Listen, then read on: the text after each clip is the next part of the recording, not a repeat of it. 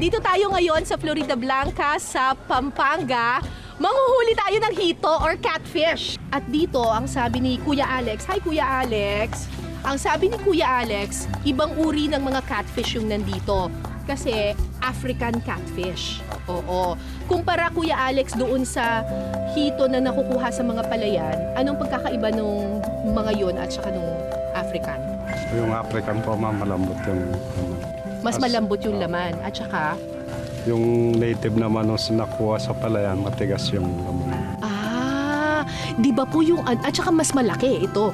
Opo, Oo. lumalaki po yan. Lumalaki raw yung mga hito dito up to 2 kilos. So kung mapapansin niyo yung mga hito na nakukuha sa palayan, meron silang parang tibo dito, Opo. parang matigas at saka Opo. matalim. Eh sabi nila kapag natusok ka daw nun lalagnatin ka. Eh baka matusok ako. Yung malalaki po, ano na lang yung palikpik na yun. Palikpik na yon. O Opo. sige. O anong gagawin natin kuya? Game. Mga hito, please be good to me. Gagawin natin. Iya, Magtatanggal na ng tsinelas kasi didulas lang ako kapag... Anong gagawin? hihilahin lang po yan. Ay, hihilahin lang natin. Opo. So, hihilahin natin ngayon yung pukot. And hopefully, lahat ng nadadaanan ng pukot ay makakakuha ng mga hito. Kailangan mabagal lang. Opo. Ayun na, nakita ko! Meron dito! Hindi nakita ko talaga, meron. Ayan, oo, gumagalaw, oh! Kuya talaga, hindi ako nag-joke.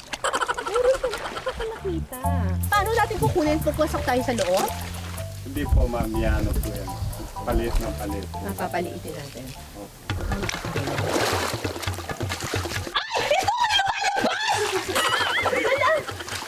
Ayan na! Ayan na sila! Ang laki nito!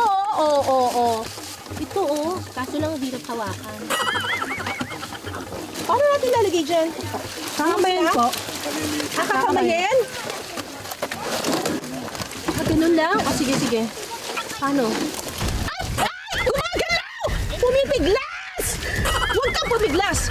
Sa ulo po. Sa ulo, tapos ganyan. Yun! Bongga! Oh, pok! Oh.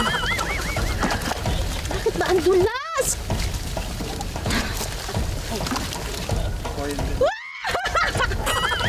Tingnan mo to! Ito po. Ang laki! Oh! Wow! At saka wala siyang tusok. No? Papalutan po lang. Ha? Palikpik niya. Wala yung palikpik niya. Ay, naku, teka, nagdudugo na siya.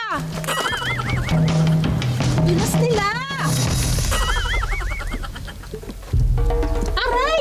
Huwag mo kayong hawak ng maliit, ma'am. Yung mga maliliit, meron silang mga tusok. Sila yung delikado, yung maliliit. Ibalik na lang natin. Ano na gagawin? Ay, umaalis! Baka it's not meant to be. Charot.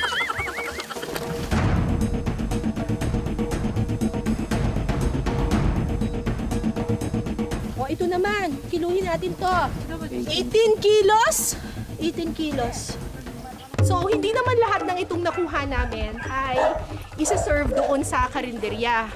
Ang gagawin natin, ilalagay natin ito doon sa isang lalagyanan para pabuhayin sila. Tapos every time o-order yung karinderya, meron na silang ready na nakastock.